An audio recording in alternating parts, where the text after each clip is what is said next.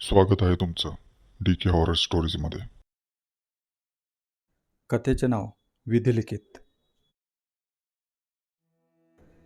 भाग पहिला. मी जी कथा लिहिणार आहे तिचा विचार मी बरेच दिवस करत होतो. कथेची सुरुवात कशी करावी हेच कळत नव्हते. सुदेश म्हणाला, असं काय वेगळं लिहिणार आहेस? थोडं सांग कथेबद्दल. आकाश उत्सुकतेने म्हणाला. आत्ताच नाही रे, अजून मी लिहायला सुरुवात देखील केली नाही, सुदेश म्हणाला. अरे पण मूळ कथेचा काही सारांश तर सांगशील? आकाशने विचारले. अरे आकाश, कथा पूर्ण झाल्यावर सर्वात आधी तुलाच वाचायला देईन, आणि तेही अगदी फुकट. मग तर झालं, सुदेश हसत म्हणाला. काय यार सुद्या, माझ्यावर विश्वास नाही का? हां, आता तुम्ही मोठे लेखक बाबा, आमच्यासारख्या फाटक्या लेखकांना कोण विचारते? आकाश नाराजीच्या सुरात म्हणाला. गप्प बस रे, नौटंकी करू नकोस, सुदेश म्हणाला. वेटर 2 चहा आणा, वेटरला हाक मारत सुदेश म्हणाला. दोघेही काही वेळ त्या हॉटेलमध्ये बसले. इकडच्या तिकडच्या गप्पा मारीत बराच वेळ निघून गेला. नाहीतरी वेळेची त्या दोघांनाच काळजी नव्हती. आज रविवारचा दिवस होता. संध्याकाळचे 7 वाजून गेले होते. आणखीन काही वेळ तेथे घालवल्यानंतर दोघेही तेथून निघून गेले. सुदेश आणि आकाश दोघेही लेखक. कॉलेजमध्ये असल्यापासून दोघांची मैत्री. MA ची पदवी घेतल्यानंतर दोघांनीही लिखाण करायला सुरुवात केली. दोघांचे लिखाणाचे विषय तसे वेगळे. सुदेशने सुरुवातीपासून भय आणि गूढकथा लिहिण्यास सुरुवात केली होती. आकाशचा कोणता एक विषय नव्हता. तो इतरही विषयांवरती लेखन करायचा. प्रेमकथा, ललित साहित्य यावरील आकाशचे लेखन वाचकांना आवडायचे. पण सुदेशचे लिखाण अतिशय भन्नाट असायचे. रहस्य, भयकथा तो अगदी मनापासून लिहायचा. त्याची प्रत्येक कथा वाचकांनी अगदी डोक्यावर घेतली. पुस्तकांना भरभरून प्रतिसाद दिला. त्याच्या अनेक कथांवर लघुचित्रपट तयार होऊ लागले होते आणि एका मोठ्या बजेटच्या चित्रपटासाठी त्याचे लिखाण पूर्ण होत आले होते. सोशल मीडियावर तर त्याचे बघता बघता लाखो अनुयायी झाले होते. अनेक स्पर्धांमध्ये सुदेशचे लेखन अव्वल आले आणि बघता बघता सुदेश खोपकर एक नावाजलेला लेखक झाला होता. सुदेशचे 6 महिन्यांपूर्वीच लग्न झाले होते. त्याच्या बायकोचे नाव योगिता होते. योगिता आणि सुदेशची ओळख एका साहित्य संमेलनात झाली होती. तेव्हा तेथे उपस्थित असलेल्या एका प्रमुख पाहुण्यांची नात म्हणजे योगिता. त्या दिवशी योगिताने स्वतःहून पुढाकार घेत सुदेशची ओळख करून घेतली. सुदेशच्या कथा तिने वाचल्या होत्या आणि तिला त्याचे लिखाण खूप आवडायचे. त्यानंतर योगिता आणि सुदेश वरचेवर भेटू लागले. ओळखीचे रूपांतर मैत्रीत आणि मैत्रीचे रूपांतर प्रेमात व्हायला वेळ नाही लागला. दोघांनीही लवकरात लवकर लग्न करायचा निर्णय घेतला आणि अगदी 2 महिन्यातच त्या दोघांनी लग्न देखील केले. आकाश अजूनही अविवाहितच होता. म्हणजे तसे फारसे वय झाले नव्हते. जेमतेम 27 वर्षाचा होता आकाश, आणि लग्नाबाबत अजून त्याने फारसा विचार केला नव्हता. पण सारिका नावाच्या एका मुलीशी त्याच्या गाठीभेटी होत असत. सारिका त्याच्या सोसायटीमधीलच एक 25शीतली मुलगी. सारिकाचे उच्च शिक्षण झाले होते आणि एका मोठ्या कंपनीत मॅनेजर पदावर काम करीत होती. वाचनाची आवड असल्याने आकाशची 2-3 पुस्तकं तिने वाचली होती. त्यानिमित्ताने दोघांची ओळख झाली होती आणि वरचेवर गाठीभेटी होऊ लागल्या होत्या. आकाशला सारिका आवडू लागली होती, पण त्याने स्पष्टपणे अजून तिला काहीच विचारले नव्हते. त्या दिवशी आकाशचा निरोप घेऊन सुदेश घरी आला. योगिता त्याची वाटच पाहत होती. सुदेशने दारावरची बेल वाजवली आणि योगिताने दरवाजा उघडला. अरे किती वेळ सुदेश, रात्रीचे 8 वाजलेत आणि आज रविवार माझ्यासोबत घालवायचा सोडून मित्राला भेटायला गेलास तू? योगिता लटक्या रागात म्हणाली. हो का, गेले 2 रविवार मैत्रिणींसोबत बाहेर भटकत होतीस, त्याचं काय हां? सुदेश योगिताच्या खांद्यावर दोन्ही हात ठेवत म्हणाला. माझं जाऊ दे, बरं आज बाहेर जाऊया का जेवायला? योगिता विषय बदलत म्हणाली. अगं आज नको, खूप थकलोय मी आता, सुदेश कंटाळवाण्या आवाजात म्हणाला. अरे असं काय करतोस, आज माझ्याकडून ट्रीट तुला, योगिता म्हणाली.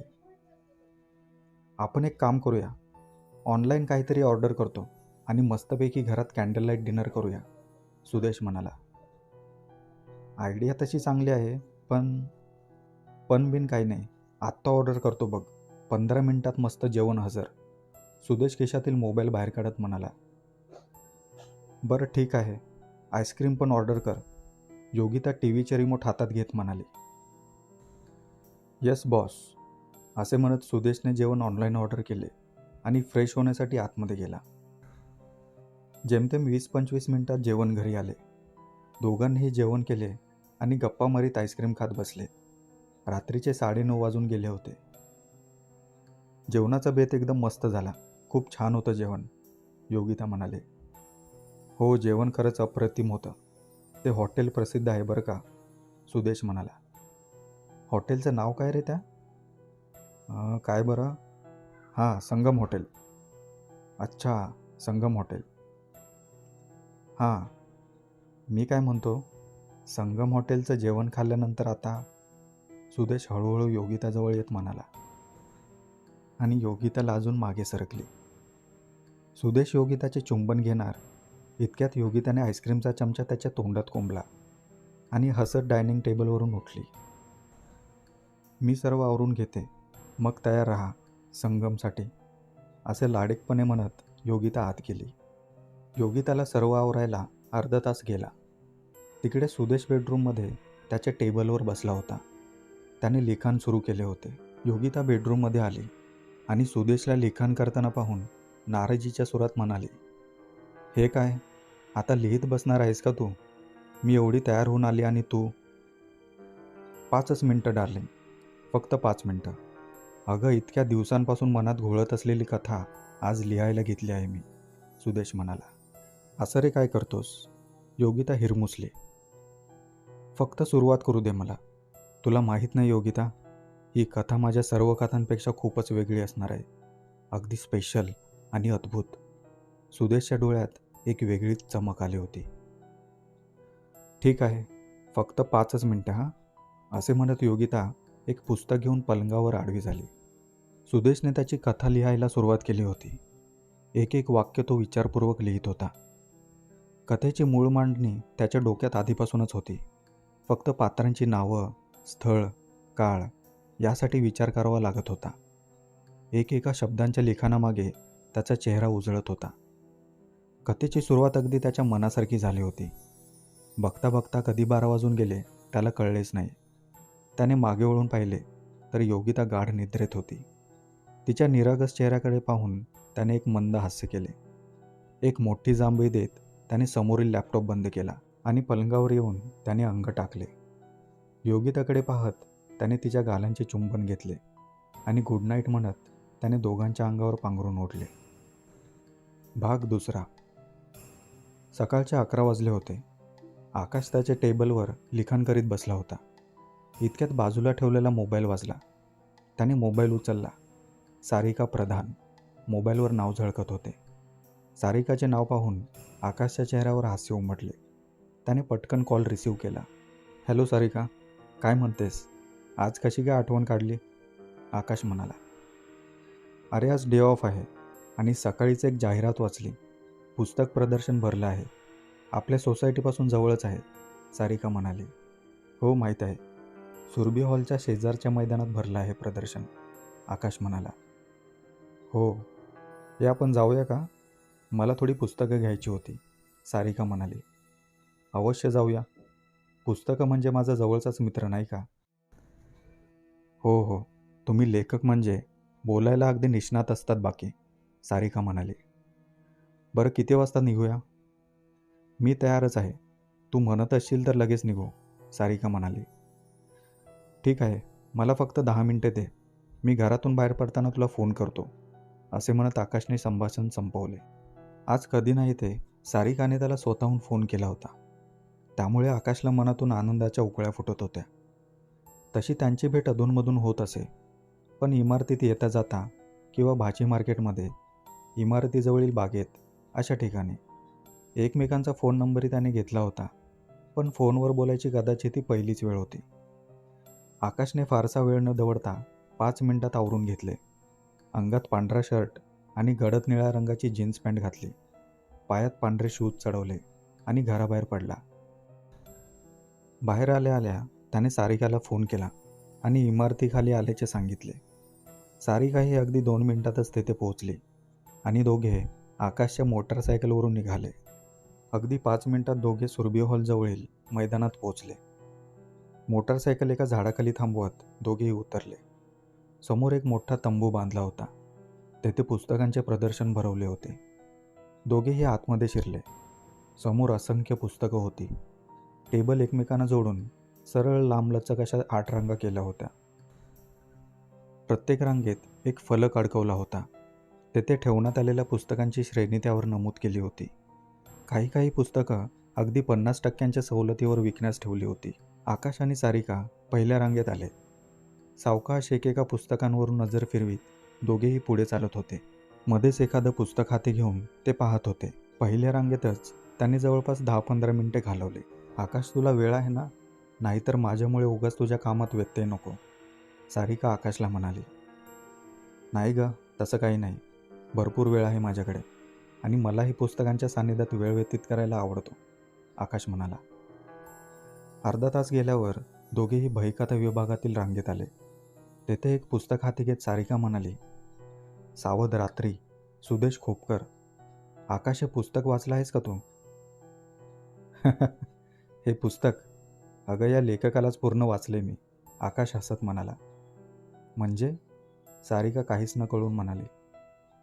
अगं, म्हणजे या लेखकाला चांगलाच ओळखतो मी. आम्ही दोघेही एकाच कॉलेजमध्ये होतो. चांगला मित्र आहे तो माझा, आकाश म्हणाला. काय सांगतोस? सुदेश खोपकर, प्रसिद्ध भयकथाकार आणि तुझा मित्र? सारिका आश्चर्याने म्हणाली. हो, पण त्यात एवढं नवल वाटण्यासारखं काय आहे? आकाश म्हणाला. हो, ते तर आहेच. एवढं नवल वाटण्यासारखं काही नाही. पण एकदा माझी भेट घालून देशील का प्लीज? सारिका म्हणाली. अगं वेडे, लग्न झाले त्याचं, काही उपयोग नाही, आकाश चिडवत म्हणाला. काही बोलतोस? मी खरं तर खूप मोठी फॅन आहे सुदेशची. काय लिहितो यार तो, जबरदस्त लिखाण असतं अगदी. काय एक भयकथा आणि रहस्यकथा लिहिल्या आहेत त्याने, सारिका बोलत होती. आणि प्रथमच आकाशला थोडे ओशाळल्यासारखे वाटले. बरं, पुढे चल. आणखीही बरीच पुस्तकं आहेत आमच्यासारख्या गरीब लेखकांची, आकाश विषय बदलत म्हणाला. सारिकाने एक स्मित हास्य करीत हातातील पुस्तक खाली ठेवले आणि ते दोघेही पुढे सरकले. साधारण 2 तास उलटले होते. सारिकाने चांगली 7-8 पुस्तकांची निवड केली होती. त्यात सुदेशचे नवीन प्रकाशित झालेले पुस्तकही होते. तसेच आकाशने सुचवल्याप्रमाणे इतरही पुस्तकं तिने घेतली होती. घरी जाताना आकाशने सारिकाला कॉफीसाठी विचारले. सारिकानेही पटकन होकार दिला आणि दोघेही एका हॉटेलात गेले. कॉफी घेता घेता दोघांच्या गप्पा रंगल्या होत्या. आज प्रथमच दोघांना बोलायला भरपूर वेळ मिळाला होता. एकमेकांबद्दल जाणून घेण्याची संधी आकाशने अचूक पकडली होती. एकूणच आजचा दिवस आकाशसाठी चांगला ठरला होता. भाग 3. संध्याकाळची वेळ होती. एका निर्मनुष्य ठिकाणी एक स्त्री हळूहळू पायवाटेवरून चालत होती. तिच्या चालण्यात एक अस्वस्थता जाणवत होती. कोणीतरी तिचा पाठलाग करीत होते. ती अधूनमधून सारखी मागे वळून पाहत होती. चालताना पाय अडखळत होते. अचानक सोसाट्याचा वारा घोंगावू लागला. चित्रविचित्र आवाज येऊ लागले. धुळीचे लोट उठू लागले. ती स्त्री एका झाडाखाली जाऊन उभी राहिली. घाबरून ती इकडे तिकडे पाहत होती आणि अचानक एक मनुष्य तिच्या मागे येऊन उभा राहिला. त्याचे डोळे लालभडक होते. चेहरा काळा निळा पडला होता. अंगात रक्ताने माखलेले कपडे होते. अगदी फुटाच्या अंतरावरून तो तिच्याकडेच पाहत होता आणि तिला जाणवले की कोणीतरी तिच्या मागे उभे आहे. वातावरणातील तो अनैसर्गिकपणा तिला जाणवला. तिने मागे वळून पाहिले आणि त्या भयानक चेहऱ्याला पाहून तिच्या तोंडून एक किंकाळी बाहेर पडली. कट इट, परफेक्ट, मस्त शॉट, चित्रपट दिग्दर्शक दिवाकर बोलले. मुंबईतील एका फिल्म सिटीमध्ये चित्रपटाचे चित्रीकरण चालू होते. सीन मनासारखा झाला होता. दिग्दर्शकाच्या चेहऱ्यावरील समाधान पाहून कलाकारांच्या चेहऱ्यावर एक हास्य उमटले. चहा पाण्यासाठी थोडा वेळ ब्रेक घेण्यात आला होता. दिग्दर्शक दिवाकर एका खुर्चीवर बसले होते आणि समोर सुदेश बसला होता.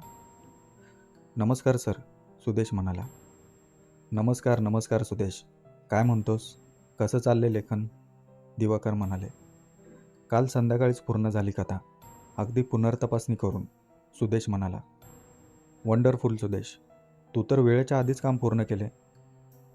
ज्या दिवशी या कथेचा सारांश तू मला ऐकवला होतास तेव्हाच अगदी अंगावरून शहार येत होते. आता संपूर्ण कथाच समोर आहे. आण ती कथा इकडे, दिवाकर हात पुढे करीत म्हणाले. सुदेशने हातातील प्रिंट्सचा मोठा गठ्ठा त्यांच्याकडे दिला. गणू इकडे ये. दिवाकरांनी स्पॉट बॉयला हाक दिली. तसा तो पळत येऊन उभा राहिला. माझ्यासाठी आणि साहेबांसाठी चहा घेऊन ये पटकन, दिवाकर म्हणाले. सुदेश, मी आजवर अनेक लेखकांच्या भयकथा, रहस्यकथा वाचल्या, पण तुझ्या कथा ह्या खरंच खूप वेगळ्या असतात आणि विस्मयकारी असतात. असाच लिहित राहा, दिवाकर सुदेशची मनापासून स्तुती करीत म्हणाले. खूप खूप धन्यवाद सर. बरं सर, याचे चित्रीकरण कधीपासून सुरू करणार आहात, सुदेशने उत्सुकतेने विचारले.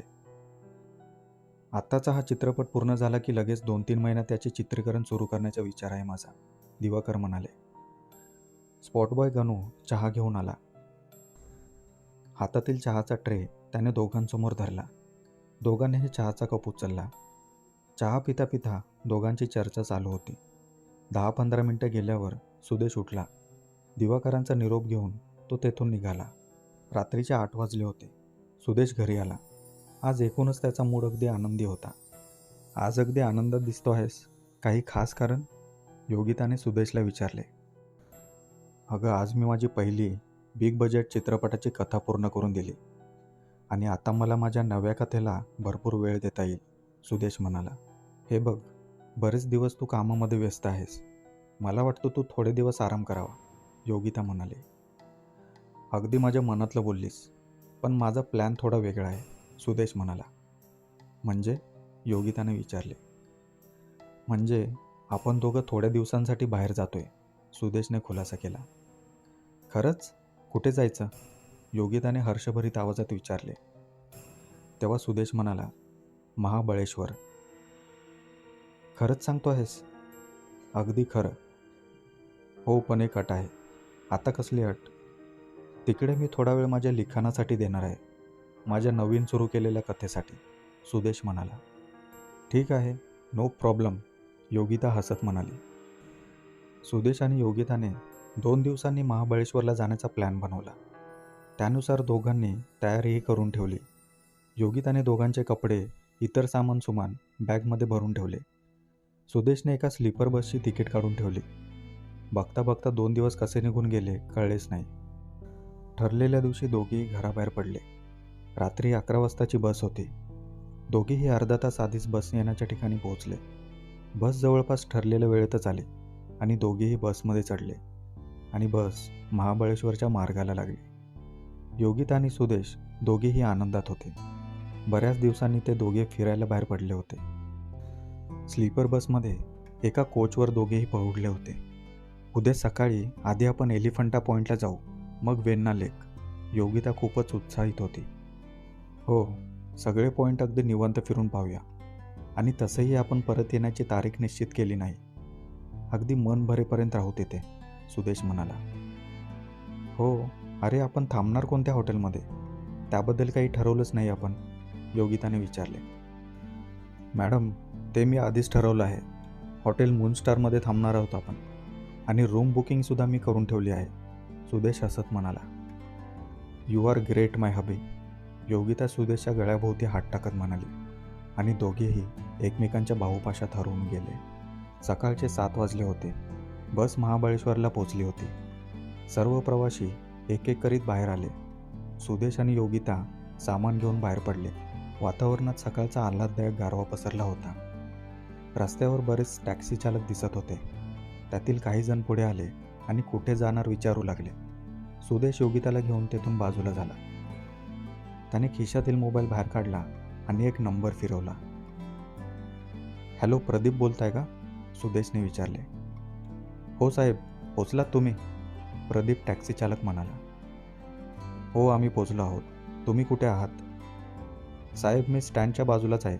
गाडी नंबर पहा, लाल बसच्या मागे, टॅक्सी चालक प्रदीपने खून सांगितली. मिनिटभरातच सुदेशने टॅक्सी ओळखली आणि दोघेही टॅक्सीमध्ये येऊन बसले. प्रदीपने त्यांचे सामान गाडीच्या डिक्कीत ठेवले आणि ड्रायव्हिंग सीटवर येऊन बसला. हॉटेल मूनस्टारला चला, सुदेश म्हणाला आणि टॅक्सी हॉटेलच्या दिशेने निघाली. सुदेश, ही टॅक्सीसुद्धा तू आधीच बुक करून ठेवली आहेस, योगिताने आश्चर्याने विचारले. हो, अगदी दिवसाच्या करारावर. दिवसभर कोठेही फिरा, कितीही फिरा, सुदेश हसत म्हणाला. हे ऐकून योगिताच्या चेहऱ्यावरील आनंद स्पष्ट दिसत होता. भाग 4. हॉटेल मूनस्टार अगदी प्रशस्त आणि मोठे होते. हॉटेलच्या दुसऱ्या मजल्यावरील 202 नंबरची रूम सुदेश आणि योगिताला देण्यात आली. सकाळचे 7:30 वाजून गेले होते. फेब्रुवारी महिन्याचा पहिला आठवडा होता. वातावरणात कमालीचा गारठा भरला होता. दोघांनीही थोडा वेळ आराम करून मगच बाहेर पडण्याचा निर्णय घेतला.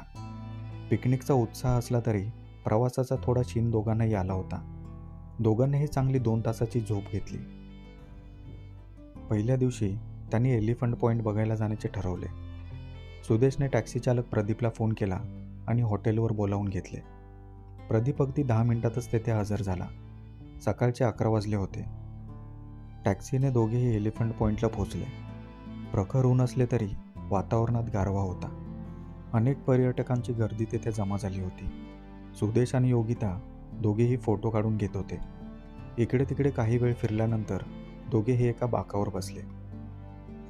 किती छान फ्रेश वाटतं इथे, योगिता म्हणाली. हो ग, अगदी रिफ्रेश झालो बघ आता. शहरातील ते दमट वातावरण, गर्दी, गजबजाट यांचा अगदी वीट आला होता.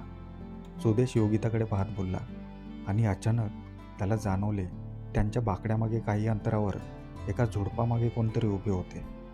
सुदेशने मागे वळून पाहिले आणि त्याला दिसले की एक म्हातारा मनुष्य तेथे उभा राहून त्यांच्याकडेच पाहत होता. त्याच्या अंगावर भस्म फासले होते. भरगच्च दाढी मिशा आणि डोक्यावरून मागे सोडलेले मोकळे लांब सडक काळे पांढरे कुरळे केस. त्याचे मोठे लाल डोळे सुदेशवर रोखून पाहत होते. त्या माणसाला पाहून सुदेश चपापला आणि बाकड्यावरून उठून उभा राहिला. सुदेश, अरे काय झालं? काय पाहतो आहेस? योगिता म्हणाली. तो म्हातारा तिकडे माझ्याकडे असा का बघतोय? सुदेश संथ आवाजात म्हणाला. कोण म्हातारा? असे म्हणत योगिता उठून उभी राहिली आणि तिने मागे वळून पाहिले. तोपर्यंत तो मनुष्य तेथून निघून गेला होता. त्याच्या पाठमोऱ्या आकृतीकडे पाहत योगिता म्हणाली, कोण, तोच का म्हातारा? हो, थोडा विचित्र वाटत होता. सुदेश अस्वस्थ होत म्हणाला. अरे तू कशाला इतका अस्वस्थ होत आहेस? असे बरेच बाबा, साधू महाराज इकडे तिकडे दिसत असतात. त्याचं काय एवढं? योगिता म्हणाली. असो, बरं निघूया का आता इथून? सुदेश विषय बदलत म्हणाला. ठीक आहे, आता कुठे जायचं? वेण्णा लेक. लेट्स गो, योगिता चुटकी वाजवत म्हणाली. दोघेही टॅक्सीने वेण्णा लेकला पोहोचले. दुपारचे 12:30 वाजून गेले होते. तलावावर दोघांनीही बोटिंग केली. भरपूर फोटो काढले. त्या दोघांसारखी अनेक जोडपी तेथे होती. सगळीकडे प्रसन्न आणि उत्साही चेहरे दिसत होते. दुपारचा 1 वाजून गेला होता. दोघांनाही चांगलीच भूक लागली होती. योगिता, भूक खूप लागली आहे आता, सुदेश म्हणाला. हो, मलाही भूक लागली आहे, योगिता म्हणाली. दोघेही मार्केटजवळील एका हॉटेलमध्ये जेवले. त्या हॉटेलच्या बाजूलाच एक छोटीशी बाग होती. जेवणानंतर दोघेही पाय मोकळे करायला त्या बागेत गेले. तेथे लहान मुले खेळत होती. तसेच काही वृद्ध माणसे फिरत होती. योगिता आणि सुदेश बागेतील एका चिंचोळ्या पायवाटेने चालत होते. बोलता बोलता सुदेशचे लक्ष डावीकडील एका झुडपाकडे गेले आणि त्याला दिसले तोच म्हातारा तेथे उभा होता. त्याची नजर सुदेशवर रोखली होती. यावेळेस सुदेश थेट चालत त्याच्याजवळ गेला आणि समोर उभा राहिला. तो म्हातारा तेथून हलला नाही. योगिताही त्याच्या मागोमाग तेथे आले. कोण आहात तुम्ही आणि माझ्याकडे असे का पाहताय? सुदेशने शक्य तितक्या अदबीने विचारले. पण तो म्हातारा काहीच न बोलता गप्प उभा होता. सुदेशने पुन्हा त्याला विचारले, काय हवंय तुम्हाला? मी काही मदत करू शकतो का? हे ऐकून तो म्हातारा जोरजोराने हसू लागला. त्याचे असे विचित्र हसणे पाहून योगिता 2 पावलं मागे सरकली. तिने सुदेशचा हात पकडत मागे खेचले. सुदेश, चल इथून, मला हा माणूस विचित्र दिसतोय, योगिता घाबऱ्या आवाजात म्हणाली. सुदेशही 2 पावलं मागे सरकला आणि मागे वळून दोघेही तेथून जाऊ लागले. इतक्यात मागून तो म्हातारा म्हणाला, अनर्थ होईल, अनर्थ. हे ऐकून सुदेशने एकवार मागे वळून पाहिले आणि त्याच्या बोलण्याकडे दुर्लक्ष करीत पुन्हा दोघे चालू लागले आणि पुन्हा एकदा तो म्हातारा मोठ्याने म्हणाला. अनर्थ होईल पोरा, लिखाणावर काबू ठेव, लिखाणावर काबू ठेव तुझ्या. हे ऐकून सुदेश जागच्या जागी थबकला. त्याने मागे वळून पाहिले, पण तो म्हातारा तेथून निघून गेला होता. तो त्याच्या पाठमोऱ्या आकृतीकडे पाहत राहिला. हृदयात नाजूकची कळ त्याला जाणवली. काय करावे काहीच सुचले नाही. तो असं का बोलला आणि त्याला काय माहीत माझ्या लग्नाबद्दल? सुदेशच्या मनात विचारांनी गर्दी केली होती. सुदेश विचारात पडला होता, पण योगिताने त्याला सावरले आणि दोघेही तेथून बाहेर पडले. त्यानंतर दोघेही हॉटेलवर त्यांच्या रूमवरती आले. बराच वेळ सुदेश काही न बोलता शांत बसून होता. त्याला असे शांत बसलेलं पाहून योगिता म्हणाली, सुदेश इतका अस्वस्थ होऊ नकोस. नाही ग, पण त्याला काय माहीत माझ्या लेखनाबद्दल? असं का बोलला तो? सुदेश गंभीर आवाजात म्हणाला. अरे तू एक नावाजलेला लेखक आहेस. असंख्य लोक तुला ओळखतात आणि त्या साधूबाबांनीही ओळखलं असेल तुला. योगिता त्याला समजावत म्हणाली. तू म्हणतेस तेही बरोबर आहेस म्हणा. असो, मला या गोष्टीवर वेळ वाया नाही घालवायचा. सुदेश योगिताला जवळ घेत म्हणाला आणि दोघेही एकमेकांच्या बाहुपाशात विलीन झाले. त्यानंतरचा दिवस अगदी साधारण गेला. सुदेश घडलेली गोष्ट विसरून महाबळेश्वरमधील त्यांच्या वास्तव्याचा आनंद घेऊ लागला. संध्याकाळचे जेवण करून दोघेही रात्री लवकर झोपी गेले. पहाटेचे 5 वाजले होते. सुदेशची झोप चाळवली होती. पहाटेचा आल्हाददायक गारवा अंगाला झोंबत होता. सुदेश पलंगावर उठून बसला. त्याने योगिताकडे पाहिले. योगिता साखर झोपेत पहुडली होती.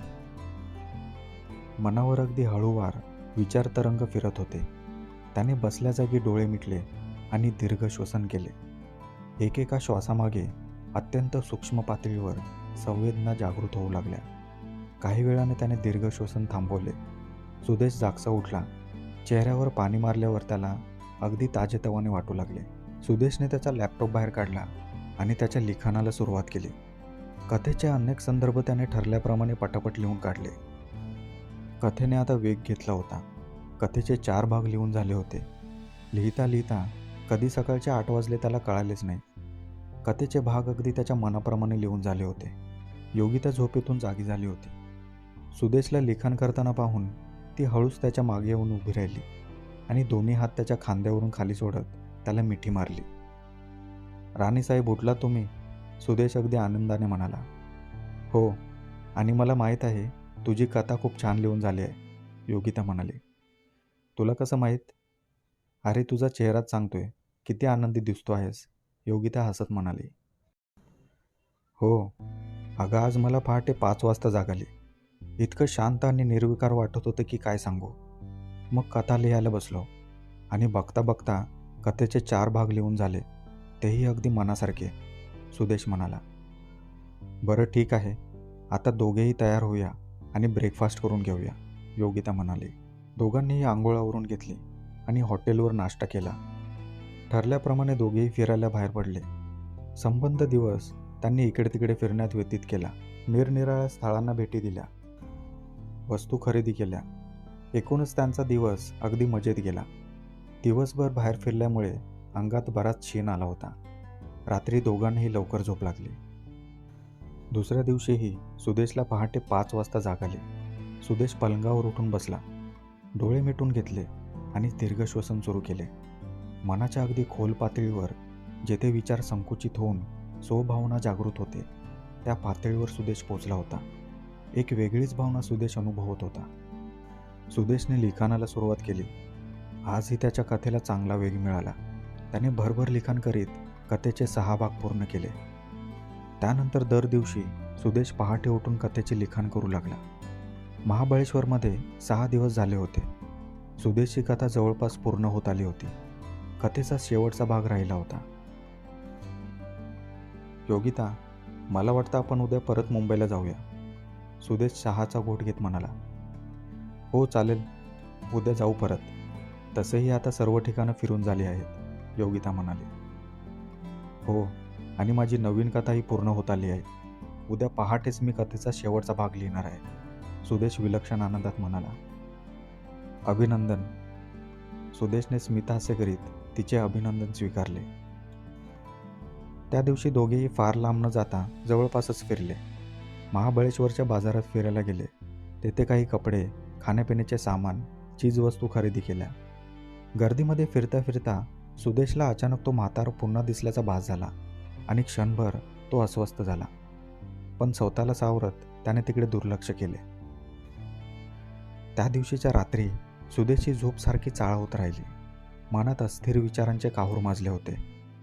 कथेचा शेवट कसा करावा याबाबत त्याला संभ्रम होता. रात्रीचा मिट्ट काळोख पसरला होता. सुदेश आणि योगिता हॉटेलमधील त्यांच्या रूममध्ये झोपले होते. सुदेशची कसल्याशा आवाजाने झोपमोड झाली. डोळे चोळत सुदेश पलंगावरून उठून बसला. मध्यरात्र होती. साधारण 2 वाजले होते. सुदेश जागेवरून उठला. रूमची खिडकी उघडी होती आणि गार वारा आत येत होता. सुदेश खिडकीजवळ गेला आणि खिडकी लावत असतानाच त्याला दिसले, दूरवर एका झाडाखाली तो म्हातारा उभा होता. सुदेशने घाबरून खिडकी बंद करून घेतली आणि त्याच्या जागेवर येऊन झोपला. आता प्रथमच सुदेशला जाणवले की त्याच्या संपूर्ण शरीराला कंप सुटला आहे. हृदयाची धडधड वाढली आहे. सुदेश बराच वेळ अस्वस्थ अवस्थेत पडून राहिला. त्याला कधी झोप लागली कळालेच नाही. त्या दिवशी त्याला पहाटे जाग आली नाही. सकाळी 8 वाजता योगिताने सुदेशला उठवले. त्याचे संपूर्ण अंग जड झाले होते. पण जागचे उठत त्याने पटापट आवरून घेतले. दोघांनाही मुंबईला परत जायचे होते. सकाळी 10:30ची बस होती. टॅक्सी चालक प्रदीपने दोघांना बस स्थानकावर सोडले आणि त्यांचा निरोप घेऊन तो तेथून निघून गेला. सुदेश आणि योगिता बसमध्ये बसले आणि मुंबईला परतले. भाग 5. महाबळेश्वरहून येऊन 2 दिवस झाले होते. आल्या आल्या सुदेशला दिवाकरांचा फोन आला होता. कथेसंदर्भात त्यांना काही महत्त्वाची चर्चा करायची होती. त्याप्रमाणे सुदेश दिवाकरांना भेटला. सुदेशने लिहिलेल्या कथेबद्दल स्क्रिप्ट लेखक आणि सहाय्यक दिग्दर्शकाला भेटायचे होते. सुदेशचा दिवसातील बराचसा वेळ त्यांच्यासोबतच जाऊ लागला. नव्या लिहिलेल्या कथेचा शेवट लिहिण्यासाठी सुदेशला वेळच मिळत नव्हता. दिवसांमागून दिवस निघून गेले, पण सुदेशला कथा पूर्ण करता आली नाही. अनेकदा त्याने प्रयत्न केला. कथेचा शेवटचा भाग लिहायला तो बसलासुद्धा, पण काय लिहावे हे त्याला सुचेनाच. याबाबतीत सुदेशला स्वतःची चीड येऊ लागली, पण स्वतःवर विश्वास आणि संयम राखत त्याने वेळ जाऊ दिला. सुदेश दिवाकरांच्या ऑफिसमध्ये बसला होता. स्क्रिप्ट लेखक अजयसोबत तो चर्चा करीत होता. सुदेशचा फोन वाजला. त्याने खिशातील मोबाईल बाहेर काढला. तो आकाशचा फोन होता. सुदेशने फोन उचलला. हॅलो आकाश, अरे बऱ्याच दिवसांनी फोन केलास, कसा आहेस? सुदेश म्हणाला. मी मस्त आहे आणि एक गुड न्यूज आहे, आकाश म्हणाला. लग्न करतोयस? सुदेश म्हणाला. नाही रे, तुझ्यासारखा गध्या नाही मी एवढ्या लवकर लग्न करायला, आकाश हसत म्हणाला. गध्या काय? थांब तुला भेटल्यावर दाखवतो. बरं गुड न्यूज काय ते तरी सांग, सुदेशने विचारले. अरे अमर प्रोडक्शनमधून फोन आला होता. एका टेलिसोपच्या लिखाणासाठी माझी निवड झाली आहे, आकाशने सांगितले.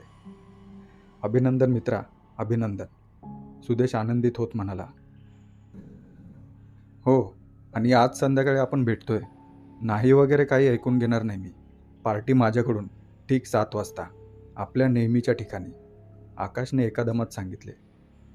अरे हो हो, मला बोलू देशील?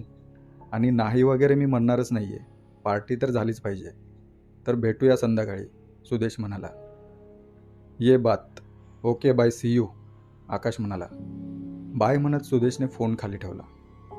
संध्याकाळी सुदेश आणि आकाश दोघेही ठरलेल्या वेळी आणि नेहमीच्या ठिकाणी भेटले. मेट्रो रेस्टॉरंट आणि बारमध्ये दोघेही बसले होते. आकाश खूपच आनंदी दिसत होता. अभिनंदन मित्रा, अभिनंदन. आज की शाम तुम्हारी तरक्की के नाम. चिअर्स. दारूचा ग्लास पुढे करीत सुदेश म्हणाला. चिअर्स आणि खूप खूप धन्यवाद, आकाश म्हणाला. बरं कधीपासून सुरू करणार आहेस डेली सोपचे लिखाण? सुदेशने विचारले. पुढच्या आठवड्यात त्यांनी भेटायला बोलवलं आहे. कॉन्ट्रॅक्ट पेपर साईन झाल्यानंतर सुरुवात करेन. कौटुंबिक सिरियल आहे, लव्ह स्टोरी, ड्रामा, षडयंत्र वगैरे वगैरे, आकाश सांगत होता. अरे वा, म्हणजे अगदी तुझाच प्रांत तो, सुदेश दारूचा एक घोट घेत म्हणाला. हो. बरं तुझं कसं चाललंय? आकाशने विचारले. अगदी छान. सध्या तरी रोज दिवाकरांच्या ऑफिसमध्ये जावं लागतं. नवीन कथेचे स्क्रिप्ट लिखाण सुरू आहे. बाकी काही खास नाही, सुदेशने सांगितले. आणि तुझी महाबळेश्वरची ट्रिप कशी झाली? आकाशने विचारले. अगदी छान, खूपच धमाल. काय सुंदर वातावरण होतं महाबळेश्वरमध्ये, सुदेश म्हणाला. बरं, तुझी ती कथा कुठपर्यंत आली आहे? आकाशने विचारले. कोणती कथा? अरे तीच तेव्हा सांगत होतास, बरेच दिवस विचार करत होतास, अगदी वेगळी कथा आहे वगैरे वगैरे. अच्छा, ती कथा. खरं सांगायचं तर ती कथा महाबळेश्वरमध्येच पूर्ण झाली असती, पण अचानक माझी तब्येत बिघडली आणि आम्ही इकडे निघून आलो. शेवटचे 4 शब्द बोलता बोलता सुदेशचा चेहरा काहीसा बदलला होता. काहीतरी आठवून त्याला अनपेक्षित असा धक्का बसला होता. का रे, काय झालं? आकाशने विचारले. नाही, काही नाही. सुदेशने अर्धवट हास्य करीत दारूचा ग्लास ओठी लावला. म्हणजे महाबळेश्वरला जाऊन तू कथा लिहित बसला होतास? आकाश म्हणाला. नाही रे, म्हणजे रोज पहाटे लवकर उठून मी कथा लिहायचो आणि बाकीचा दिवस इकडे तिकडे फिरण्यात जायचा. पण त्या कथेत एक मोठा ट्विस्ट आला आहे. कथेचा शेवट कसा करावा सुचतच नाही आहे, सुदेश म्हणाला. अच्छा, कथा मला वाचायला देणार नाहीस? नाहीतर मी काही सुचवलं असतं, आकाश म्हणाला. तसं नाही रे आकाश, पण मला वाटतं या कथेत फारच गुंतत गेलो मी आणि शेवट करता करता माझे विचारच अगदी खुंटल्यासारखे झालेत. काही म्हणजे अगदी काहीच सुचत नाही. मनासारखा शेवट केल्याशिवाय मी कथा पूर्णही करू शकणार नाही. आणि कथा सर्वात आधी मी तुलाच वाचायला देणार आहे, सुदेश हसत म्हणाला. सुदेश आणि आकाश बराच वेळ त्या बारमध्ये मद्यपीत बसून राहिले. दोघांनी पेगवर पेग रिचवले. दारूची झिंग डोक्यात पूर्णपणे भिनली होती. रात्रीचे 10 वाजून गेले होते. दोघांच्याही गप्पा चांगल्याच रंगल्या होत्या. आणखीन 10-15 मिनिटे तिथे बसून दोघेही तेथून बाहेर पडले आणि आपापल्या घरी गेले. भाग 6. दिवसांमागून दिवस जात होते. सुदेश त्याच्या कामात मग्न होता. सुदेशला आणखीन 2 चित्रपटांच्या कथेसाठी विचारणा करण्यात आली होती, पण सध्या तरी तो दिवाकरांच्या प्रोजेक्टमध्ये व्यस्त होता. आकाशचे डेली सोपचे काम पुढे ढकलण्यात आले होते. दरवेळी आकाशला पुढच्या आठवड्यातील तारीख मिळत होती, पण काही ना काही कारणांनी डेली सोपचे काम पुढे ढकलण्यात येत होते. त्यामुळे आकाशचा धीर खचत चालला होता. त्या दिवशी रविवार होता. आकाश त्याच्या घरी बसला होता. काही लिखाण करावे म्हटले तर चित्त ठिकाणावर नव्हते. मन अगदी अस्वस्थ झाले होते. अशावेळी त्याला प्रकर्षाने सारिकाची आठवण आली. त्याने मोबाईल उचलला आणि सारिकाला फोन केला. हॅलो सारिका, कशी आहेस? आकाशने विचारले. मी बरी आहे, तू कसा आहेस? मी बरं आहे. बरं, तुला थोडा वेळ आहे का? आपण भेटूया का? आकाशने विचारले. हो, भेटूया ना, नाहीतरी आज सुट्टीच आहे. ठीक आहे, 10 मिनिटात मी खाली येतो, सुदेश म्हणाला. काही वेळातच आकाशने आवरून घेतले आणि तो इमारतीखाली आला. सारिकाही काही वेळातच खाली आली. दोघेही जवळच्या बागेत जाऊन बसले. आतापर्यंत सारिकाने हरले होते की आकाश कसल्या तरी विचारात घडलाय. दोघेही एका बाकड्यावर बसले होते. इतका कसला विचार करतो आहेस? सारिकाने विचारले. नाही, काही नाही, आकाश म्हणाला. हे बघ, काही प्रॉब्लेम आहे का? मी काही मदत करू शकते का तुझी? सारिकाने आपुलकीने विचारले. आकाशने तिच्याकडे पाहिले. दोघांचीही नजरानजर झाली आणि न राहून त्याने सारिकाला विचारले. सारिका, मला तू खूप आवडतेस. माझं तुझ्यावर प्रेम बसलंय. आकाश, अरे हे काय बोलतो आहेस? तू माझा चांगला मित्र आहेस. त्यापलीकडे मी तुझ्या बाबतीत तसा विचार नाही केला, सारिका शक्य तितक्या हलक्या आवाजात म्हणाली. सारिका, माझ्याबद्दल तुला कधीच काही वाटलं नाही का? आकाश सारिकाच्या डोळ्यात डोळे घालत म्हणाला. आकाश, प्लीज, मला वाटतं आपण चांगले मित्र आहोत. आणि सारिका पुढे काही बोलणार इतक्यात आकाश जागेवरून उठला आणि तेथून निघून गेला. त्याच्या डोळ्याच्या कडा पाणवलेल्या होत्या. गळा दाटून आला होता.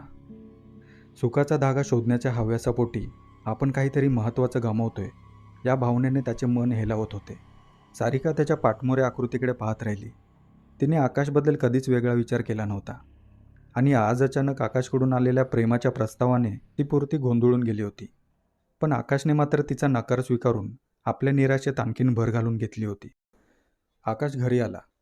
संबंध दिवस त्याने त्याच्या रूममध्ये एकट्याने बसून काढला. मनात अनेक निराशावादी विचार फिरत होते. संध्याकाळी सुदेशने आकाशला फोन केला. हॅलो आकाश, गुड न्यूज आहे, सुदेश म्हणाला. अरे वा, क्या बात है, काय आहे गुड न्यूज? आकाश शक्य तितक्या साधारण आवाजात म्हणाला.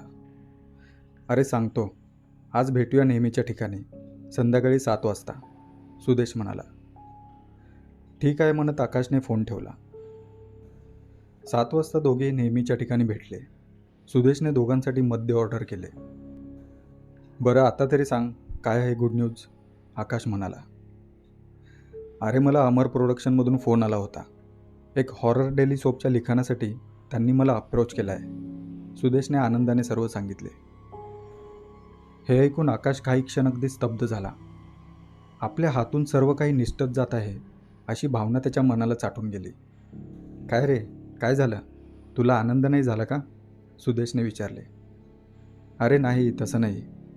आज माझा दिवस खूपच वाईट गेला. पण माझं जाऊ दे. तुझ्यासाठी मी खरंच खूप खुश आहे. अभिनंदन मित्रा, दारूचा ग्लास उचलत आकाश म्हणाला. का रे, काय झालं?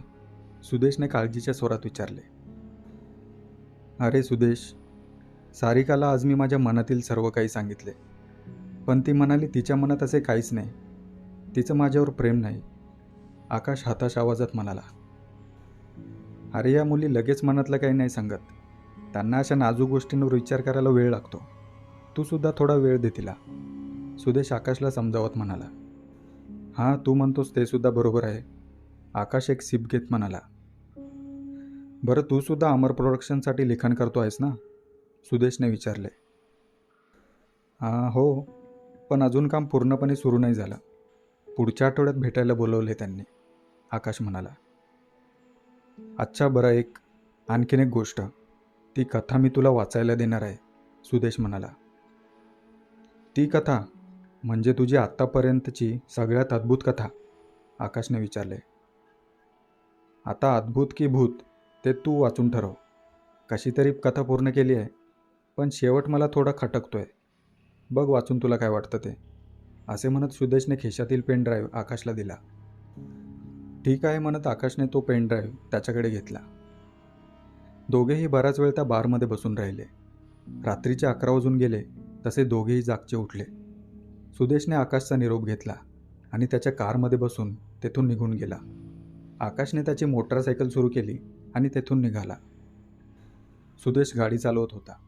रात्रीचे 11:30 वाजले होते. मद्याच्या अंमलाखाली सुदेश गाडी चालवत होता. एका सुनसान रस्त्यावरून गाडी चालली होती. समोर एक वळण होते. सुदेश वळणावर गाडी वळवतच होता आणि अचानक सुदेशची नजर समोरील आरशात पडली. त्याला दिसले तोच म्हातारा गाडीत मागे बसला होता. ते पाहून सुदेश दचकला आणि त्याच क्षणी एक भरधाव ट्रक समोरून आला. सुदेशचा गाडीवरील ताबा सुटला आणि काही काळाच्या आत होत्याचे नव्हते झाले. सुदेशच्या गाडीला भयंकर अपघात झाला होता. सुदेश गाडीच्या बाहेर पडला होता. त्याचा चेहरा रक्ताने भरला होता. डोक्याला मोठी जखम होऊन रक्त वाहत होते. सुदेश शेवटची घटका मोजत होता. मृत्यू त्याच्या डोळ्यासमोर दिसत होता. आकाश त्याच्या मोटरसायकलने त्याच रस्त्यावरून चालला होता. रस्ता अगदी सुनसान होता. थोडे अंतर चालून गेल्यावर त्याला सुदेशची गाडी दिसली. त्याने मोटरसायकल थांबवली आणि सुदेश जवळ आला. सुदेश रक्ताच्या थारोळ्यात पडला होता. त्याने आकाशकडे पाहिले. मला वाचव आकाश, सुदेश खोल आवाजात म्हणाला. पण आकाश सुदेशकडे अगदी निर्जीव नजरेने पाहत होता. सुदेश पुन्हा विनवणी करीत म्हणाला, आकाश मला वाचव, मला मदत कर. ते ऐकून आकाश जोरजोरात हसू लागला आणि म्हणाला, सुदेश तुझी वेळ आली आहे. तुला आता जावंच लागेल. माझ्या वाट्याचे सुखसुद्धा तू ओरबडून घेतलंस. त्या अमर प्रोडक्शनने मला बाजूला करून तुझी निवड केली. सारिकाने माझं प्रेम धुडकावून लावलं. पण आता नाही, आता सुख उपभोगायची माझी पाळी आहे. तुला जावं लागेल सुदेश, जावं लागेल. हे ऐकून सुदेशला कसली तरी भयंकर जाणीव झाली. त्याने डोळे मोठे केले.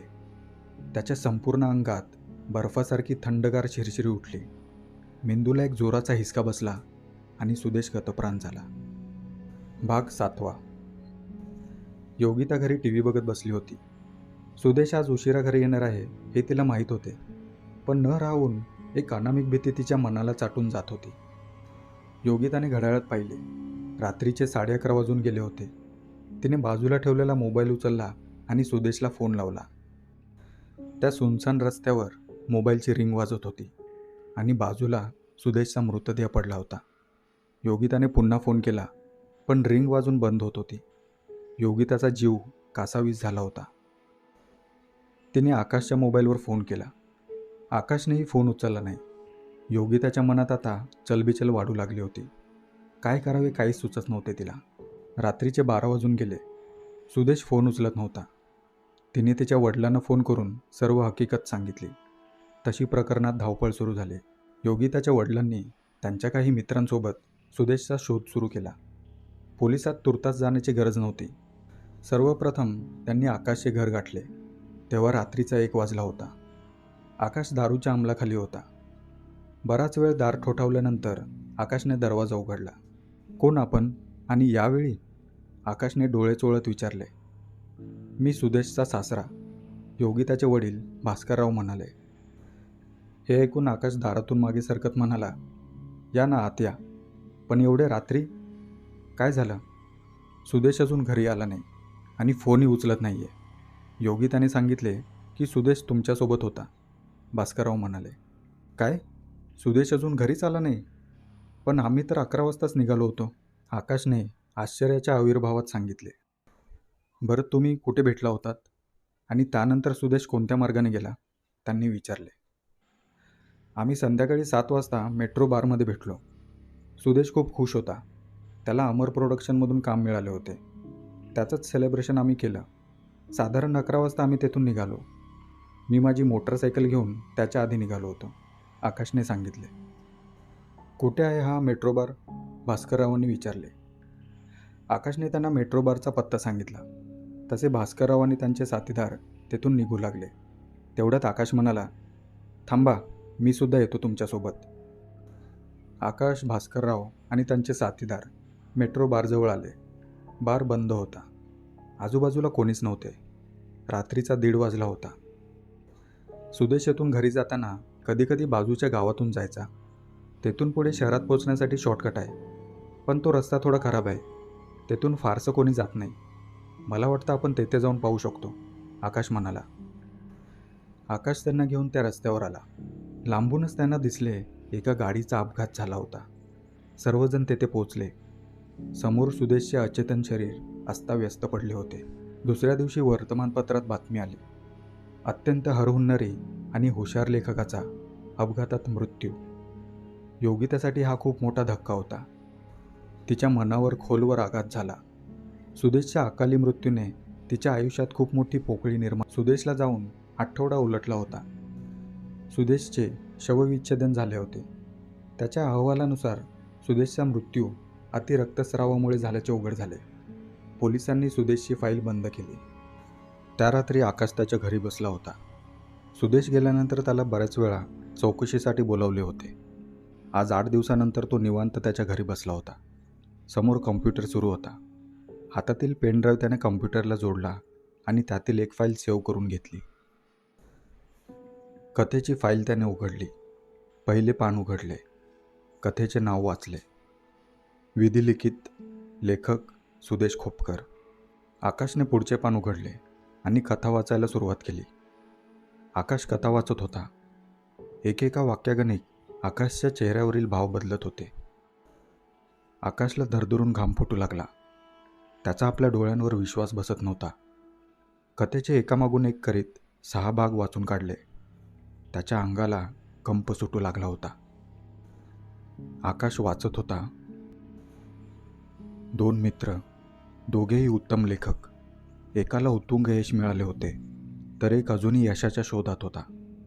कथेतील पात्रांची नावं आणि घटनेतील थोड्याफार फरकाखेरीज इतर सर्व संदर्भ सुदेश आणि आकाशच्या जीवनाशी जोडलेले होते. आकाशने कथेचा 7वा भाग वाचायला सुरुवात केली. कथेतील दोन्ही मित्र भेटले होते. एकाच्या आयुष्यात एकामागून एक यश आणि सुख पदरी पडले होते, तर एकाच्या पदरी फक्त निराशा होती. दोघांनीही मद्यपान केले. दिलेल्या वचनानुसार त्याने त्याची आत्तापर्यंतची सर्वात वेगळी आणि विस्मयकारक कथा सर्वप्रथम त्याच्या मित्राला वाचायला दिली होती. आकाशला कथा वाचता वाचता भोवळ आल्यासारखे झाले. तो झटकन जागेवरून उठला. बाथरूममध्ये जाऊन त्याने थंडगार पाणी तोंडावर मारले. फ्रीजमधील थंडगार पाणी घाटाघट पिले. कसेबसे स्वतःला सावरत तो पुन्हा कॉम्प्युटरसमोर येऊन बसला आणि कथा वाचायला सुरुवात केली. एका मित्राचा घरी जाता जाता अपघात झाला होता. दुसरा मित्र कदाचित त्याला वाचवू शकला असता, पण त्याने तसे नाही केले. तो त्याला तसाच मरण्यासाठी सोडून गेला. कथेचा 7वा भाग संपला होता. आकाशचा माऊसवरील हात थरथरत होता. क्षणाचाही विलंब न करता त्याने कॉम्प्युटर बंद केला आणि तेथून बाजूला झाला. त्याचे सर्वांग घामाने भिजले होते. रात्रीचे 12 वाजले होते. बाहेर जोरदार वारा सुटला होता.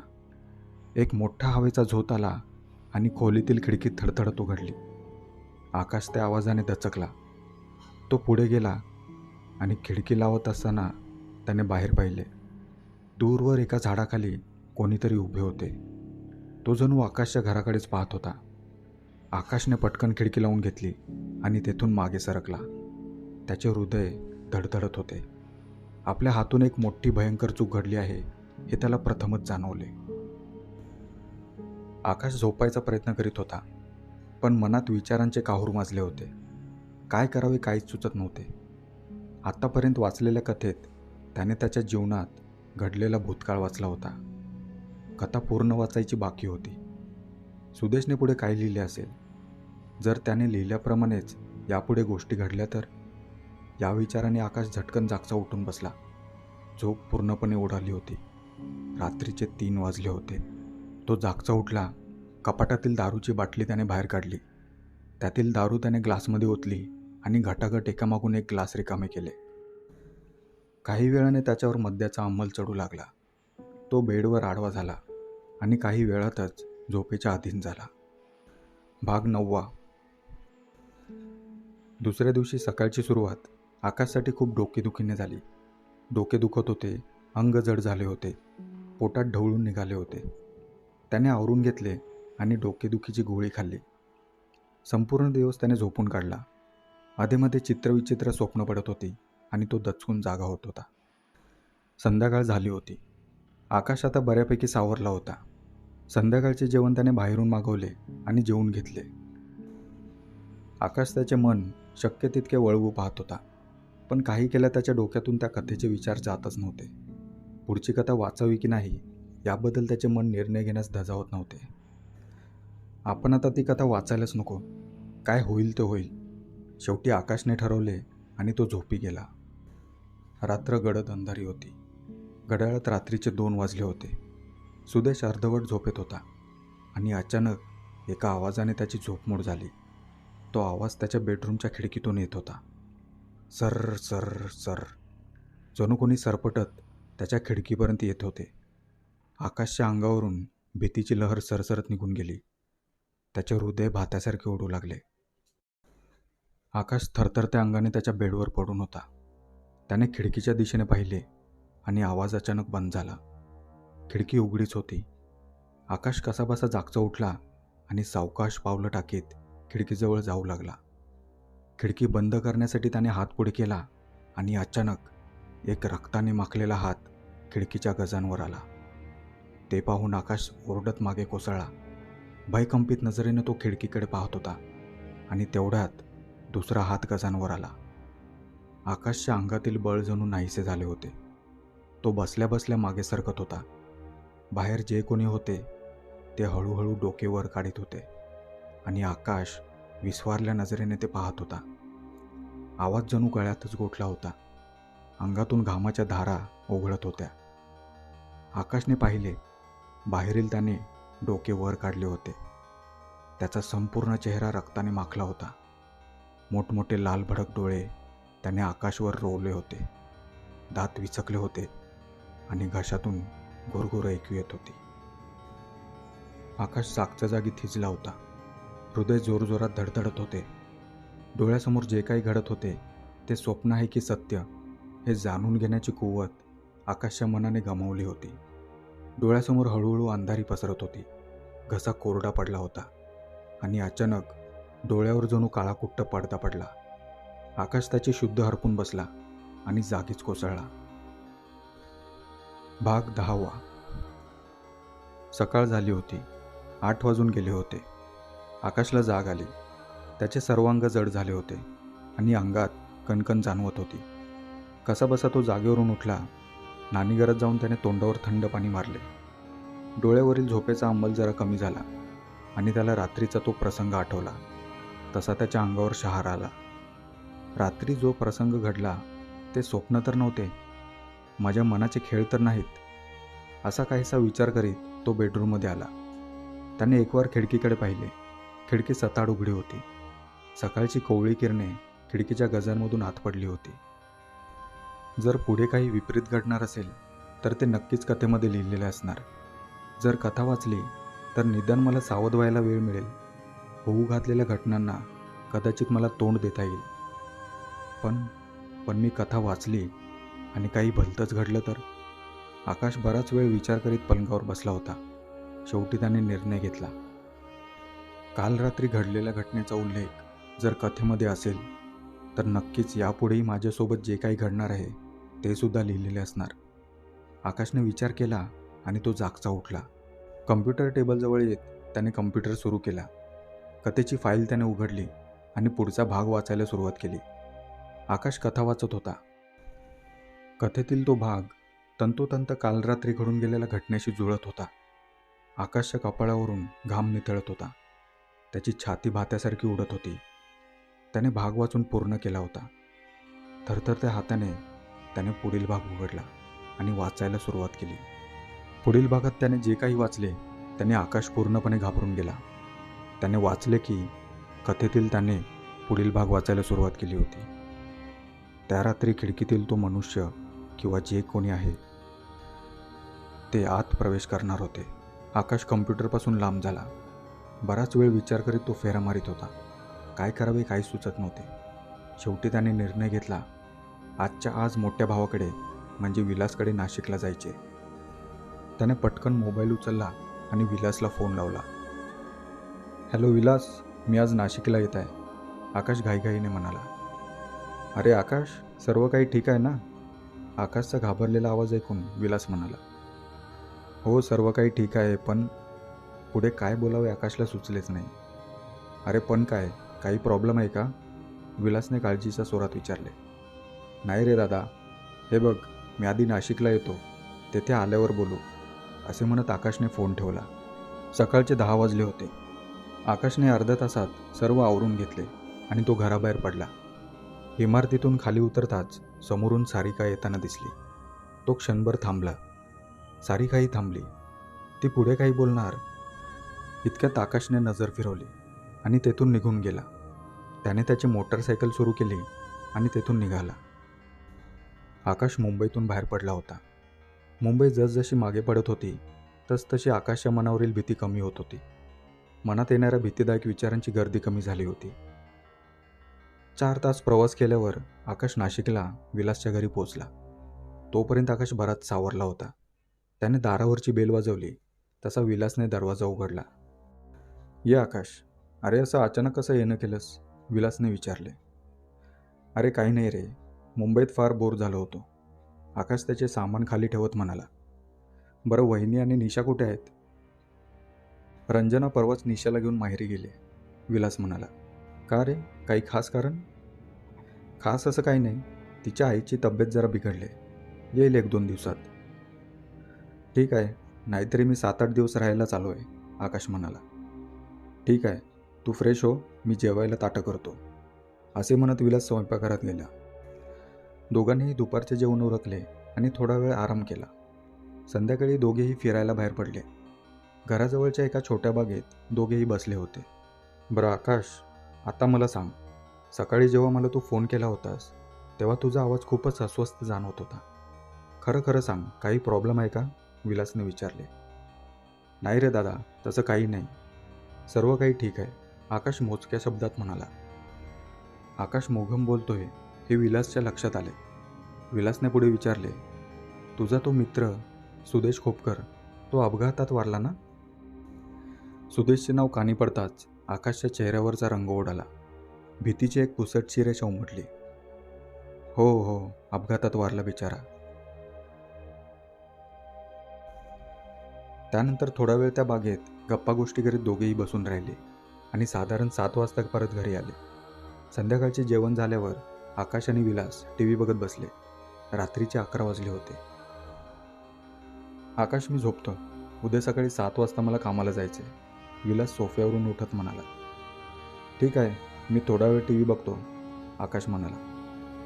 ठीक आहे, गुड नाईट, असे म्हणत विलास त्याच्या बेडरूममध्ये गेला. 11:30 वाजले तसे आकाशला झोप येऊ लागली. काल घडलेला प्रसंग तो जवळपास विसरलाच होता. त्याने टी व्ही बंद केला आणि त्याच्या खोलीत गेला. त्याच्या मागे त्याने दार लावून घेतले आणि पलंगावर आडवा झाला. त्याची नजर सहज समोरील खिडकीवर पडली आणि त्याला कालच्या प्रसंगाची आठवण झाली. मनात भीतीचा एक विचार चमकून गेला. तो जागचा उठला आणि खिडकी लावून घेतली. रात्रीचे 2 वाजले होते. आकाश गाढ झोपेत होता. खर खर खस खस, त्या आवाजाने आकाशची झोप मोड झाली. डोळे किलकिले करीत त्याने झोपल्या जागेवरून इकडे तिकडे पाहिले. खोलीत पांढरा पिवळट प्रकाश पसरला होता. समोरील खिडकी सताड उघडी होती. ते पाहून त्याच्या पोटात भीतीचा गोळा आला.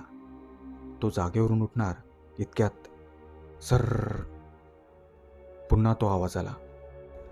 आकाश घाबरून जागच्या जागी पडून राहिला. डोळे फाडून तो खिडकीकडे पाहत होता. विलासला आवाज द्यावा तर घशातून आवाजही निघत नव्हता. खिडकीतून हळूहळू एक प्रतिमा प्रकट झाली होती. तीच व्यक्ती किंवा जे काही होते. त्याचा संपूर्ण चेहरा रक्ताने माखला होता. अंगावरील कपडेही रक्ताने माखले होते. तो खिडकीतून सहज आत आला आणि आकाशासमोर येऊन उभा राहिला. आपण जागे आहोत की स्वप्नात, असा भ्रम आकाशला झाला.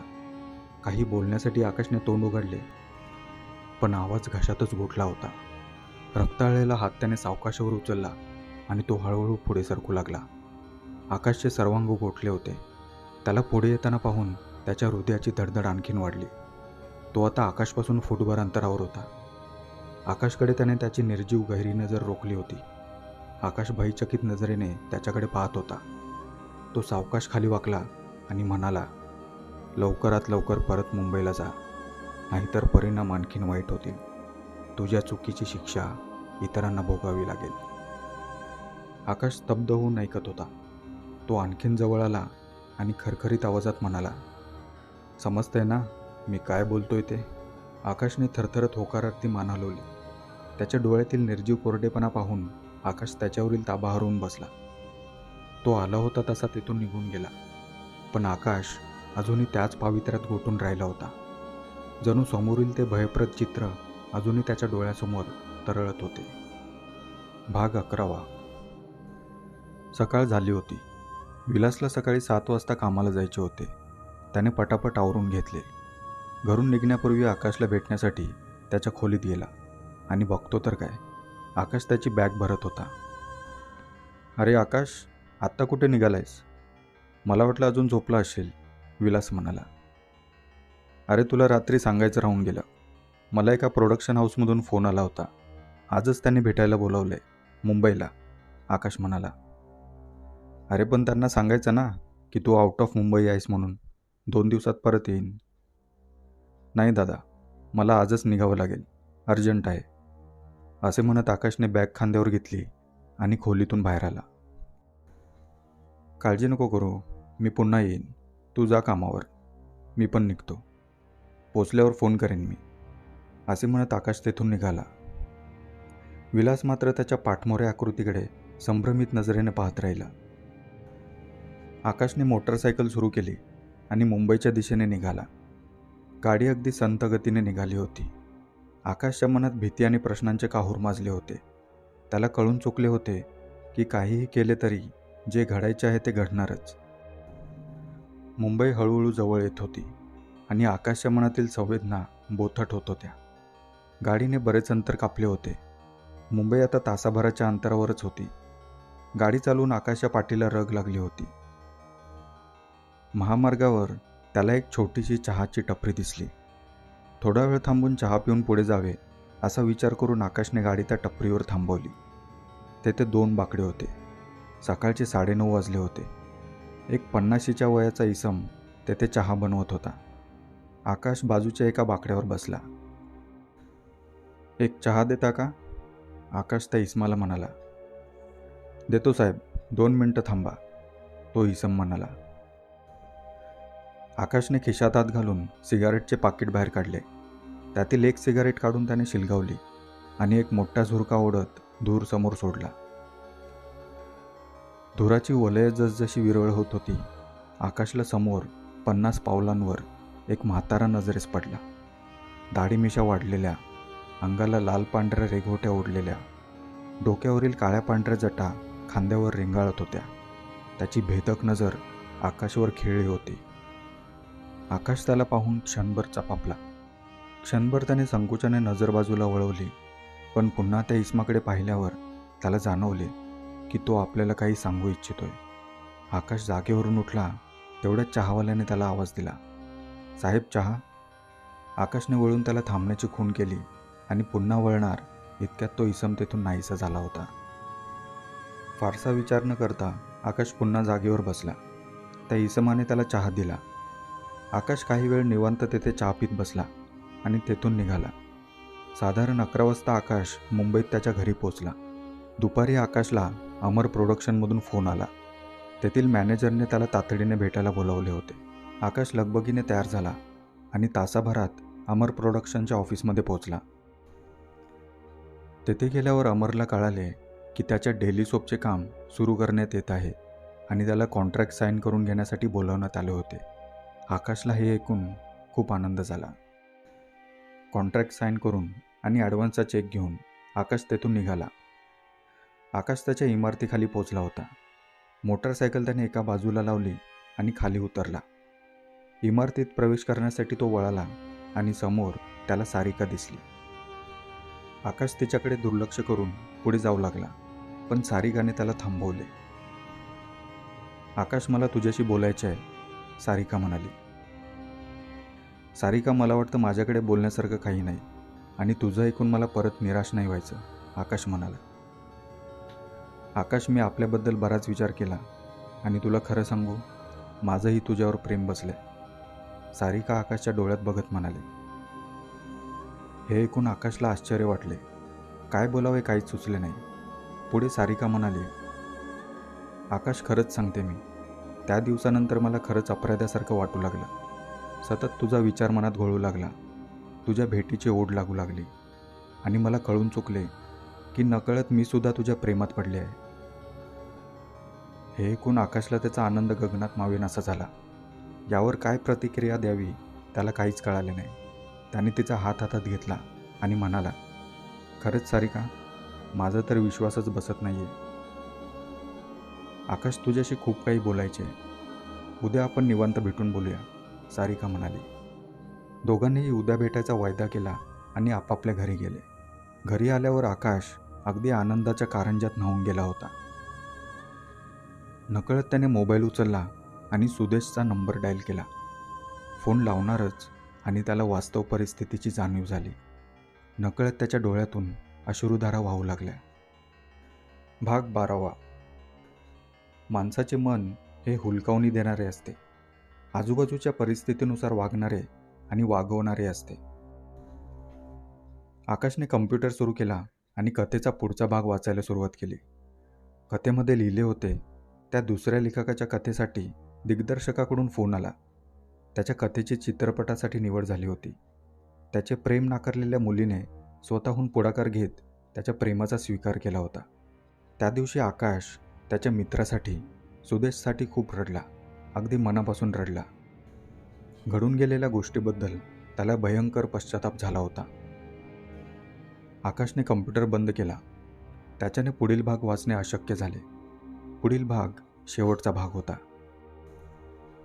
कथेचा शेवटचा भाग काहीही असो, मी त्या गोष्टीला तयार आहे. माझ्याकडून खूप मोठी चूक झाली आहे आणि मी त्याचे प्रायश्चित्त भोगायला तयार आहे. कदाचित आज रात्री तो पुन्हा येणार असेल. तो आला की मी स्वतःला त्याच्या स्वाधीन करेन. हो, मग पुढे काही हो. त्या रात्री आकाशला झोप लागत नव्हती. रात्रीचे 12 वाजून गेले. 1, 2, 3 वाजून गेले, पण विशेष असे काहीच घडले नाही. पहाटे केव्हा तरी आकाशला झोप लागली. त्यानंतर कित्येक दिवस निघून गेले, पण तो आकाशसाठी परत आला नाही. आकाश त्याच्या रोजच्या कामात गुंग झाला होता. दिवसांमागून दिवस जात राहिले, पण आकाशच्या बाबतीत वाईट असे काहीच घडले नव्हते.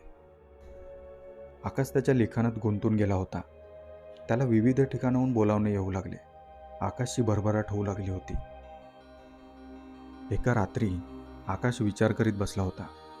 त्याच्या मनात आज सुदेशबद्दलचे विचार रुंजी घालू लागले होते. त्याच्या कथेबद्दलचे विचार अस्वस्थ करू लागले होते. सुदेशने त्याच्या कथेच्या शेवटच्या भागात काय लिहिले असावे या विचाराने आकाश अस्वस्थ झाला. तो पटकन जागचा उठला आणि कम्प्युटरजवळ आला. कम्प्युटर सुरू करून त्याने कथेची फाईल उघडली आणि शेवटच्या भागाचे पान बघितले. त्या पानावर एकच वाक्य लिहिले होते, माझ्या कथेचा शेवट तू लिहावास, हीच शेवटची इच्छा मित्रा.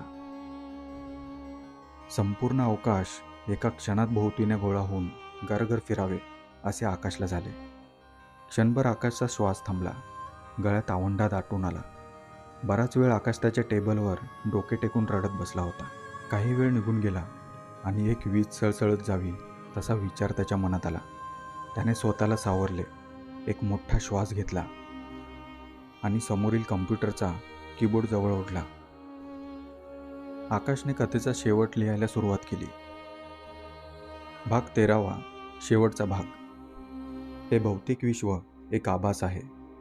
मनुष्य हा त्याच्या अतिक्लिष्ट आणि तितक्याच अपरिचित मनाचा गुलाम आहे. त्याला छेद देऊन पुढे जाणारी व्यक्ती ही सार्वभौम असते. तो दुसरा लेखक खाडकन त्याच्या तंद्रीतून जागा झाला. समोर त्याचा मित्र बसला होता. दोघेही त्या बारमध्ये बसले होते. अरे, या मुली लगेच मनातलं नाही सांगत. त्यांना अशा नाजूक गोष्टींवर विचार करायला वेळ लागतो. तू सुद्धा थोडा वेळ दे सारिकाला विचार करायला, सुदेश आकाशला समजावत म्हणाला. समोर आकाश एका अतीव आनंदी चेहऱ्याने त्याच्याकडे पाहत होता. अरे काय झालं? खरंच सांगतोय, तू थोडा रिलॅक्स हो, सर्व काही ठीक होईल, सुदेश म्हणाला. आकाश झटकन त्याच्या जागेवरून उठला आणि सुदेशला कडकडून मिठी मारली. त्याच्या डोळ्यातून आनंदाश्रू ओघळत होते. रात्रीचे 11 वाजून गेले होते. दोघेही बारच्या बाहेर पडले. मध्यधुंद अवस्थेतील सुदेशने कारचा दरवाजा उघडला आणि आकाशने त्याला थांबवले. नो ड्रिंक अँड ड्राईव्ह मित्रा, आपण दोघेही टॅक्सीने घरी जाणार आहोत, आकाश म्हणाला. जो हुकुम मालिक, कारचा दरवाजा बंद करीत सुदेश म्हणाला. आकाशने एका टॅक्सीला हात दाखवला. दोघेही टॅक्सीत बसले. सर्वात आधी टॅक्सी आकाशच्या इमारतीखाली आली. तेथे आकाश उतरला. सुदेशही खाली उतरला. जाता जाता पुन्हा एकदा आकाश सुदेशच्या गळ्यात पडला आणि सुदेशच्या नकळत त्याने कथेचा पेन ड्राईव्ह त्याच्या खिशात सारला. निरोप घेऊन सुदेश पुन्हा टॅक्सीत बसला आणि तेथून निघाला. जाता जाता सुदेशचा फोन वाजला. योगिताचा फोन आला होता. सुदेशने फोन उचलला. सुदेश, कुठे आहेस तू? 12 वाजत आले आहेत, योगिता म्हणाली. अगदी 5 मिनिटात पोचतो घरी, असे म्हणत सुदेशने फोन ठेवून दिला. सुदेश घरी पोचला. योगिताने दार उघडले. सुदेशला पाहून तिला खूप आनंद झाला. ती त्याच्या गळ्यात पडली आणि रडू लागली. अगं काय झालं? बरं, उशिरा आल्याबद्दल माफी असावी, सुदेश म्हणाला. तसं नाही रे, पण उगाच मनात वाईट विचार येत होते. असं वाटत होतं जणू तू माझ्यापासून खूप दूर जात आहेस, योगिता म्हणाली. तुला खरं सांगू, आता तुला या क्षणी पाहून असं वाटलं कित्येक दिवसांनी बघत आहे तुला, सुदेश म्हणाला.